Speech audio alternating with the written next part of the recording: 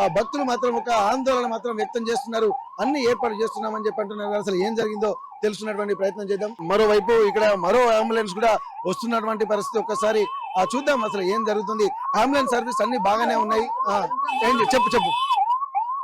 శ్రీయుత గౌరవనీయులైన ముఖ్యమంత్రి అయినటువంటి ఏనుగుల రేవంత్ రెడ్డి గారికి కాశీ క్షేత్రపాలకుడు కాలభైరవ స్వామి నమస్కరించి తెలియజేయడం ఏమనగా, ఒక కాబోయే తెలంగాణ రాష్ట్ర హోంశాఖ మంత్రికి అవమానం జరుగుతుంది.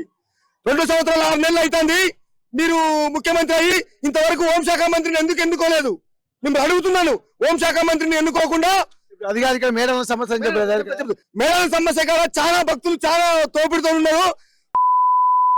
నీళ్లు తీసుకుపోతున్నాం మనవాలంటే కూడా నీళ్లు కూడా తీసుకుపోనియట్లేదు. పోలీసులు కూడా అట్లాగే ఉన్నారు. దయచేసి ఇక చూడండి, మంచి నీళ్లు కూడా తీసుకుపోనిస్తలేరు. ఏం చేయాలి వల్ల మన ఎవరు బాధ్యులు ఎవరు? కాకపోతే రేపు దర్శనం చేసుకుంటాం. అబ్బాయి ఎప్పుడో ఇప్పుడు ఈ పరిస్థితి ఏంటి? ఈ పరిస్థితి దయచేసి మీరు పంపిస్తారని కోరుకుంటున్నాను. విఐపీ లేదు, గిఐపీ లేదు, అందరినీ మొత్తం పనిచేయండి. విఐపీ దర్శనం, గిఐపీ దర్శనం మొత్తం విఐపీకి ఇచ్చేయండి. నార్మల్ దర్శనం లేదు.